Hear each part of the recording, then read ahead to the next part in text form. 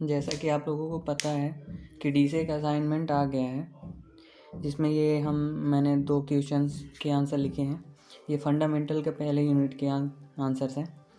पहला है explain analog computer, digital computer and hybrid computer. तो पहला एनालॉग कंप्यूटर। एनालॉग कंप्यूटर वह कंप्यूटर होता है जो अपनी प्रोसेसिंग में एनालॉग डाटा का प्रयोग करता है, अर्थात एनालॉग कंप्यूटर में प्रोसेस करने के लिए डाले हुए डाटा की ज़रूरत होती है। इस प्रकार के कंप्यूटर कुछ भी डाटा स्टोर करने के लिए भौतिक राशियों का प्रयोग करते हैं, अर्थात डाटा को स्टोर कंटिन्यू भौतिक राशियों के रूप में किया जाता है और इन भौतिक राशियों के रूप में ही इस प्रकार के कंप्यूटर अपनी गणनाओं को संपन्न करते हैं। यह डिजिटल कंप्यूटर से भिन्न होता है कि डिजिटल कंप्यूटर डाटा दिखाने के लिए उसको रिकॉर्ड करता है और उसके बाद हमारे सामने प्रस्तुत करता है, जबकि एनालॉग कंप्यूटर रिजल्ट को डिकोड ना करके उसको डायरेक्ट हमारे सामने दिखाता है, अर्थात एनालॉग कंप्यूटर सिंबलिक भाषा का उपयोग करता है। इसका यूज एनालॉग कंप्यूटर का उपयोग हमारे दैनिक जीवन में ना होकर बड़े पैमाने वाले कार्यों में, जैसे एयरक्राफ्ट तथा कंट्रोल सिस्टम में इस प्रकार के कंप्यूटर देखे जा सकते हैं और काफ़ी अधिक उपयोग भी किए जाते हैं। दूसरा है डिजिटल कंप्यूटर। डिजिटल कंप्यूटर वे कंप्यूटर होते हैं जो सभी डाटा को डिजिट के रूप में, अर्थात 0 तथा 1 के रूप में कार्य करते हैं। डिजिटल कंप्यूटर को 0 से 1 को, अर्थात बाइनरी डिजिट को सभी गणनाएं और ऑपरेशन करने के लिए काम में लेते हैं, अर्थात डिजिटल कंप्यूटर केवल मशीनी भाषा को ही समझते और प्रोसेस करते हैं।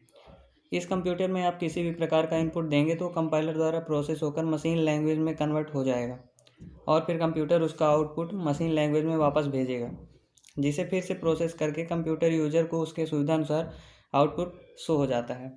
यूज इन डिजिटल कंप्यूटर का उपयोग मुख्य रूप से सभी दैनिक जीवन उपयोगी जगहों जैसे ऑफिस, रेलवे, होटल, दुकानों आदि जगहों में इन कंप्यूटर का उपयोग किया जाता है। Example desktop computer, laptop, tablet, smartphone, digital घड़ी और कैलकुलेटर आदि हैं। तीसरा है हाइब्रिड कंप्यूटर। हाइब्रिड कंप्यूटर ऐसे कंप्यूटर होते हैं जो एनालॉग और डिजिटल, अर्थात बाइनरी लैंग्वेज तथा भौतिक माप को दोनों प्रकार के कार्यों को करने में सक्षम होते हैं। उन्हें हम सुपर कंप्यूटर या हाइब्रिड कंप्यूटर बोलते हैं। सुपर कंप्यूटर का निर्माण इसीलिए किया गया ताकि एनालॉग तथा डिजिटल दोनों कंप्यूटर में जो भी कमियां थीं वे दूर हो सकें और एक सुपर कंप्यूटर से दोनों प्रकार के कंप्यूटर के कार्यों का लाभ लिया जा सके। हम इस प्रकार हाइब्रिड कंप्यूटर से डिजिटल तथा एनालॉग दोनों प्रकार की सुविधाओं का लाभ ले सकते हैं। हाइब्रिड कंप्यूटर मुश्किल से मुश्किल कैलकुलेशन को भी पल भर में सॉल्व कर देते हैं। यह हाइब्रिड कंप्यूटर के साथ बने एनालॉग सिस्टम के कारण ही संभव हो पाता है। हाइब्रिड कंप्यूटर स्पीड और सही उत्तर दोनों सुविधाएं देते हैं। इसका परिणाम यह हुआ कि यूजर के पास कोई एक विकल्प चुनने की बाध्यता नहीं रहती है। इसका यूज हॉस्पिटल में मरीजों की हार्ट बीट मापने तथा ब्लड प्रेशर चेक करने में। दूसरा, पेट्रोल पंप पर लगाई गई मशीनों में भी हाइब्रिड कंप्यूटर का यूज होता है। Example petrol pump machine and hospital में मरीजों की हार्ट बीट चेक करने वाली मशीन। दूसरा क्वेश्चन है what is memory, explain RAM and ROM. Answer देखते हैं इसका। मेमोरी कंप्यूटर का बुनियादी घटक है। यह कंप्यूटर का आंतरिक भंडारण क्षेत्र है। केंद्रीय प्रोसेसिंग इकाई सीपीयू को प्रोसेस करने के लिए इनपुट डाटा एवं निर्देश चाहिए, जो कि मेमोरी में संग्रहित हो रहता है। मेमोरी में ही संग्रहित तथा निर्देश का प्रोसेस होता है तथा आउटपुट प्राप्त होता है। अतः मेमोरी कंप्यूटर का एक आवश्यक अंग है। मेमोरी बहुत सारे सेल में बटे हुए होते हैं जिन्हें लोकेशन कहते हैं। हर लोकेशन का एक अलग अलग लेबल होता है जिसे एड्रेस कहते हैं। मैंने इतने कठिन कि साहित्यिक शब्दों के इसलिए प्रयोग किया है क्योंकि एग्जामिनर ऐसे ही शब्दों को चुनता रहता है। जैसा कि उस क्वेश्चन में एक्सप्लेन करने के लिए बोला गया था रैम रोम को, तो रैम को देखते हैं। रैम का पूरा नाम रैंडम एक्सेस मेमोरी होता है। इसे मेन मेमोरी भी कहा जाता है। रैम में सीपीयू द्वारा वर्तमान में किए जा रहे कार्यों का डाटा और निर्देश स्टोर रहते हैं। यह मेमोरी सीपीयू का भाग होता है, इसलिए इसका डाटा डायरेक्ट एक्सेस किया जाता है। इस कंप्यूटर मेमोरी में डाटा और निर्देश सेल्स में स्टोर रहते हैं। प्रत्येक सेल कुछ रो और कॉलम से मिलकर बना होता है, जिसका अपना यूनिक एड्रेस होता है। इस यूनिक एड्रेस को सेल पाथ कहते हैं। सेल पाथ भी कहा जाता है। रैम एक वोलेटाइल मेमोरी है, इसलिए इसमें स्टोर डाटा हमेशा के लिए स्टोर नहीं रहता। जब तक रैम में पावर सप्लाई ऑन रहती है तब तक डाटा रहता है। कंप्यूटर शटडाउन होने पर रैम का सारा डाटा स्वतः ही डिलीट हो जाता है। शायद इसी विशेषता के कारण इस मेमोरी का नाम रैंडम एक्सेस मेमोरी रखा गया है। रैम की विशेषताएं, जिनमें पहला है CPU का ये अब भाग होता है। इसके बिना कंप्यूटर का काम मतलब इसके बिना कंप्यूटर कार्य नहीं कर सकता। तीसरा, रैम कंप्यूटर की प्राथमिक मेमोरी की तरह कार्य करता है और प्राथमिक मेमोरी है भी।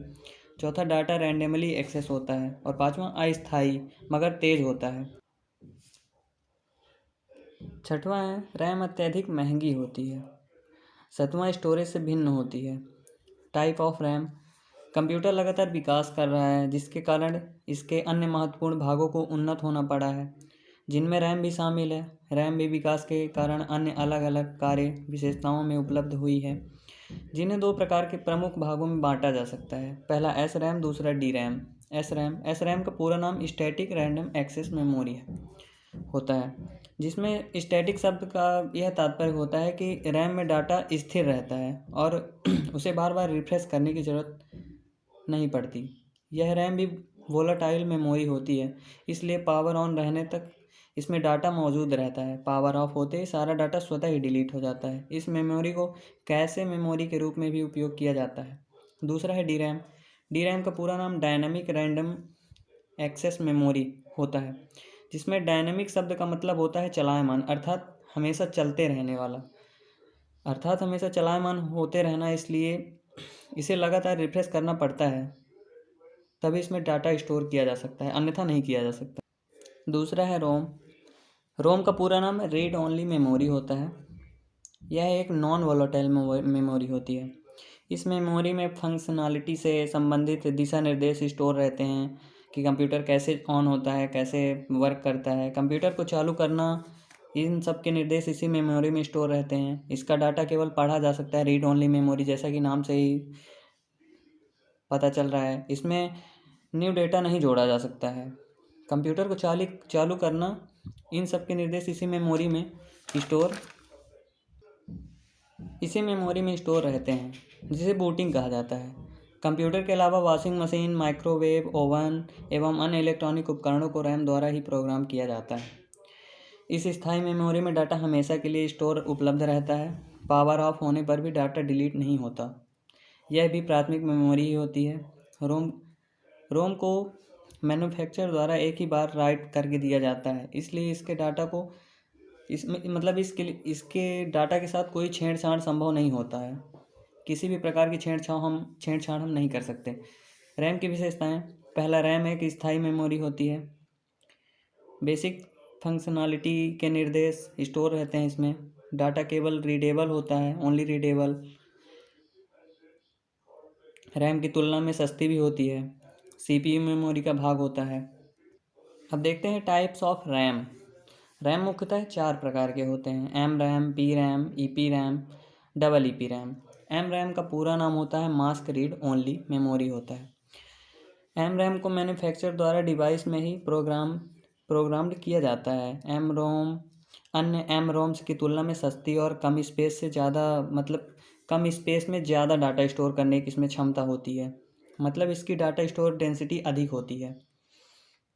पी रोम, दूसरा है पी रोम। पी रोम का पूरा नाम प्रोग्रामेबल रीड ओनली मेमोरी होता है।